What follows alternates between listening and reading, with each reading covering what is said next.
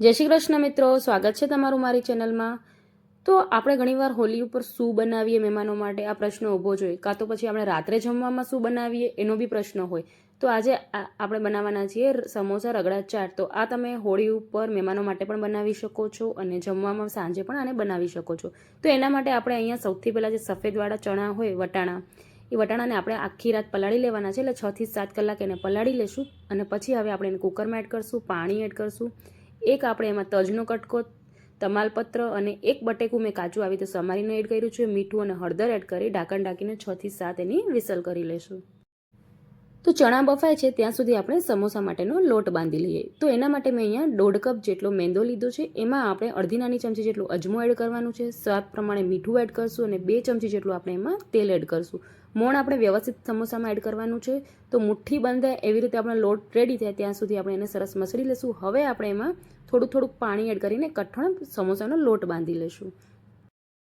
તો અહીંયા સમોસાનો લોટ બંધાઈ ગયું છે, એને ઢાંકીને આપણે 10 થી 15 મિનિટ માટે રેસ્ટ ઉપર મૂકી દઈશું ને હવે આપણે સમોસાનો મસાલો બનાવી લઈએ। તો એના માટે મેં અહીંયા 6 થી 7 બટેકાને પહેલાંથી બાફી લીધા હતા, એને આપણે આવી રીતે છોલીને સાઈડમાં મૂકી દઈશું અને હવે એનો મસાલો બનાવશું। તો એક કડાઈમાં આપણે 1 ચમચી જીરું, આખા ધાણા અને 1 ચમચી આપણે એમાં વરિયાળી એડ કરવાની છે। ત્રણેય વસ્તુને આપણે 1-1 ચમચી જેટલી એડ કરવાની છે અને સરસ એને શેકી લેવાનું છે। એકદમ સરસ એવી સ્મેલ આવે એટલે આપણે થોડો ઠંડો કરી લેશું ને પછી એને આપણે આવી રીતે વાટી લેવાનું છે। હવે આપણે એક કડાઈમાં તેલ એડ કરી લઈશું। તેલ ગરમ થઈ જાય એટલે આપણે એમાં 1 લીલું મરચું ઝીણું સમારેલું અને 1 આદુનો કટકો છે જેને મેં આવી રીતે ખમણી લીધું છે એ આપણે એમાં એડ કરી લઈશું। તો સમોસાના મસાલામાં છે ને વટાણાનો ટેસ્ટ બહુ સરસ આવે છે, તો અહીંયા અમે સ્ટોર કરેલા એટલે કે ફ્રોઝન વટાણા યુઝ કર્યા છે। તમારી પાસે ફ્રેશ હોય તો એ પણ તમે યુઝ કરી શકો છો। હવે આપણે એમાં સ્વાદ પ્રમાણે મીઠું એડ કરશું અને જે મસાલો આપણે બનાવીને રાખ્યો હતો એ 1 થી 1.5 ચમચી જેટલું આપણે એમાં એડ કરશું। ધાણા જીરું એડ કરશું 1 ચમચી જેટલું, અડધી નાની ચમચી જેટલું આપણે એમાં કશ્મીરી લાલ મરચું પાવડર એડ કરશું, 1 ચમચી જેટલું આપણે એમાં ગરમ મસાલો એડ કરવાનું છે ને 1 થી 1.5 ચમચી જેટલું આપણે એમાં આમચૂર પાવડર એડ કરશું। બધાય મસાલાને સરસ મિક્સ કરી લેશું અને પછી આપણે જે બટેકાને છોલીને રાખ્યા હતા એને આપણે આવી રીતે મેશ કરી લેવાના છે અને એ પણ આમાં એડ કરીને સરસ એને મિક્સ કરી લેશું। તો બધો મસાલો બટેકામાં સરસ એવો મિક્સ થઈ જાય ત્યાં સુધી આપણે એને ચલાવી લેશું ને હવે ઉપરથી આપણે ફ્રેશ ધાણાભાજી એટલે કે કોથમીરને સમારીને એડ કરશું અને આ મસાલાને ઠંડો કરવા માટે સાઈડમાં મૂકી દઈશું। તો હવે આપણે વટાણાનો કુકર ચેક કરી લઈએ। તો તમે જોઈ શકો છો વટાણા સરસ એવા બફાઈ ગયા છે, હું તમને આવી રીતે મેશ કરીને પણ બતાવું છું। તો દાણો તમે જોઈ શકો છો એકદમ આખું છે, હું તમને હાથથી આવી રીતે પ્રેસ કરીને બી બતાવું છું, એકદમ સરસ એવો દાણો ચડી ગયો છે। તો અહીંયા આપણે એને બહુ વધારે પડતું મેશ નથી કરવાનું, પણ 3-4 બટેકાને આપણે આવી રીતે મેશ કરી લઈશું એટલે રસો એકદમ ઘટ થઈ જાય। હવે આપણે એમાં જે તજનો કટકો અને તમાલપત્ર એડ કર્યો તો એને કાઢી લઈશું। તો હવે આપણે વટાણાનો વઘાર કરી લઈએ। તો એના માટે આપણે અહીંયા 2 ચમચી જેટલું તેલ ગરમ કરી લઈશું, એમાં આપણે અડધી નાની ચમચી જેટલું જીરું એડ કરશું, 1 ચમચી જેટલું મેં અહીંયા વાટેલું લસણ લીધું છે અને 1 લીલું મરચું લીધું છે, તમે ઈચ્છો તો બંનેને સાથે પણ વાટીને એડ કરી શકો છો। 1 મીડિયમ સાઇઝની ડુંગળી આપણે આવી રીતે ઝીણી સમારીને એડ કરી લઈશું। ડુંગળી સરસ સંતરાઈ જાય એટલે ખાલી એનો કલર થોડોક ચેન્જ થઈ જાય એટલે આપણે એમાં બધા મસાલા એડ કરી લઈશું। તો મસાલામાં આપણે હળદર, ધાણા જીરું પાવડર, લાલ મરચું પાવડર, ગરમ મસાલો અને સ્વાદ પ્રમાણે મીઠું એટલે જે બધા બેઝિક મસાલા છે એ જ એડ કરશું। મસાલાને સરસ આપણે એમાં સાંતળી લઈશું। હવે અહીંયા મેં 2 મીડિયમ સાઇઝના ટમેટા છે જેને આવી રીતે રફલી ચોપ કરી લીધા છે એ આપણે એમાં એડ કરી લઈશું ને એને પણ સરસ એવા મિક્સ કરી લઈશું। તો અહીંયા 2 થી 3 મિનિટ સુધી આપણે ટમેટાને ચડવા દઈશું એટલે ટમેટા સરસ એવા સોફ્ટ થઈ જશે અને મસાલા સરસ એવા ચડી જશે। પછી આપણે જે વટાણાને બાફીને રાખ્યા હતા એ વટાણા આપણે એમાં એડ કરી લઈશું। ઉપરથી આપણે ફ્રેશ ધાણા ભાજીને સમારીને એડ કરવાની છે।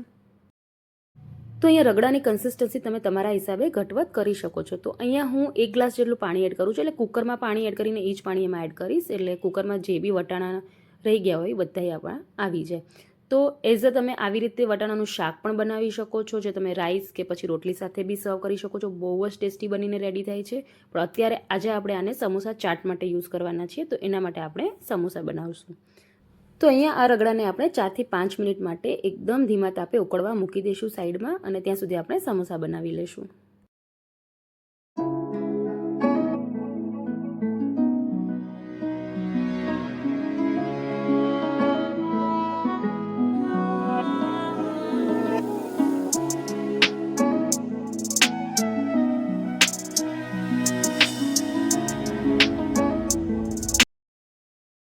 તો અહીંયા આપણે સમોસા માટે જે લોટ બાંધ્યો તો તમે જોઈ શકો છો એકદમ સેટ થઈ ગયું છે। હવે આપણે એમાં 1 થી 2 ચમચી જેટલું તેલ એડ કરશું અને સરસ એને મસળી લેશું એટલે એકદમ સોફ્ટ આપણો લોટ બનીને રેડી થઈ જશે. હવે આપણે આમાંથી આવી રીતે નાના નાના લુવા બનાવી લેશું અને એને વણી લેશું. તો આપણે જેમ રોટલી વણીએ ને બિલકુલ એવી રીતે એને લાંબી આપણે વણી લેવાની છે અને એક જ રોટલીમાંથી આપણે 2 સમોસા બનાવશું. એટલે આવી રીતે આપણે લાંબુ વણવાનું છે. વચમાંથી આપણે એને આવી રીતે કટ કરી લેશું ને હવે આપણે એનો કોન શેપ બનાવી લેવાનું છે. તો તમે જોઈ શકો છો વિડીયોમાં આવી રીતે આપણે એનું કોન શેપ બનાવી લેશું અને પ્રેસ કરીને એને થોડુંક દબાવી લેશું એટલે એકદમ ચોટી જાય. અને આપણે જે મસાલો બનાવ્યો હતો 1 થી 1.5 ચમચી જેટલો મસાલો એમાં એડ કરશું ને એને પેક કરી લેશું.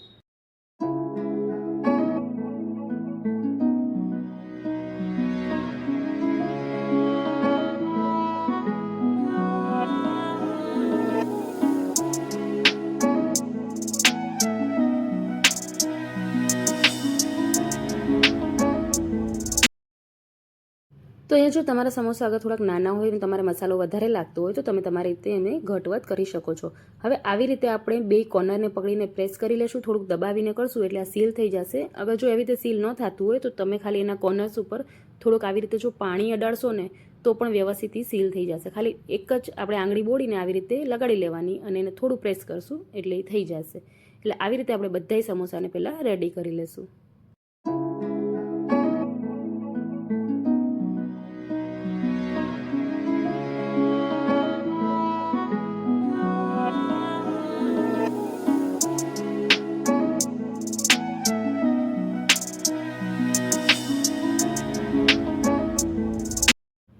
તો અહીંયા બિલકુલ આવી રીતે મેં તમને બીજો સમોસા પણ બનાવીને બતાવી દીધું. તો બધા સમોસા આપણા રેડી થઈ ગયા છે અને તેલને મેં પહેલાંથી જ ગરમ કરવા મૂકી દીધું હતું. હવે આપણે બધાને ફ્રાય કરી લેશું. તો કડાઈમાં આપણે 2 થી 3 જેટલા સમોસા સમાય એકદમ લો ટુ મીડિયમ ફ્લેમમાં આપણે એને એકદમ ગોલ્ડન બ્રાઉન કલરના થાય ત્યાં સુધી એને ફ્રાય કરી લેવાના છે. તો અહીંયા સમોસા રગડા ચાટ બનાવવા માટે આપણે 3 ચટણીઓની જરૂર પડશે, લાલ, લીલી અને ખાટી મીઠી ચટણી. તો ચટણીઓ મેં પહેલાંથી બનાવીને રાખી લીધી હતી. જો તમારે ચટણીઓના વિડીયો જોતા હોય તો મારી ચેનલમાં તમને જરૂરથી મળી જશે. તો સમોસા સરસ એવા ક્રિસ્પી અને એકદમ ગોલ્ડન બ્રાઉન જેવા રેડી થઈ ગયા છે. તો ચાલો હવે આપણે એની પ્લેટિંગ કરી લઈએ. તો અહીંયા આપણે એક ડીશમાં 2 સમોસા લઈ લઈશું એને આપણે આવી રીતે તોડી લઈશું એટલે કે 2 થી 3 પીસ આવી રીતે એને કરી લઈશું. ઉપરથી આપણે જે રગડો બનાવ્યો હતો એ રગડો આપણે એમાં એડ કરશું અને પછી આપણે એમાં લીલી ચટણી, કોથમીર ફુદીનાની, લાલ ચટણી લસણની અને ખજૂર આમલીની ચટણી એડ કરશું. તો ચટણીઓ તમે તમારા હિસાબે ઘટવત કરી શકો છો. રગડો પણ તમે તમારા હિસાબે તમને જેટલું ફાવતું એવું તમે એમાં એડ કરી શકો છો. ઉપરથી આપણે એમાં ડુંગળી સમારેલી એડ કરશું. તો બહુ જ ચટપટું ટેસ્ટી આપણે રગડા સમોસા ચાટ બનીને રેડી થઈ ગઈ છે. તો વિડીયો ગમ્યો હોય તો લાઇક અને શેર કરી લેજો.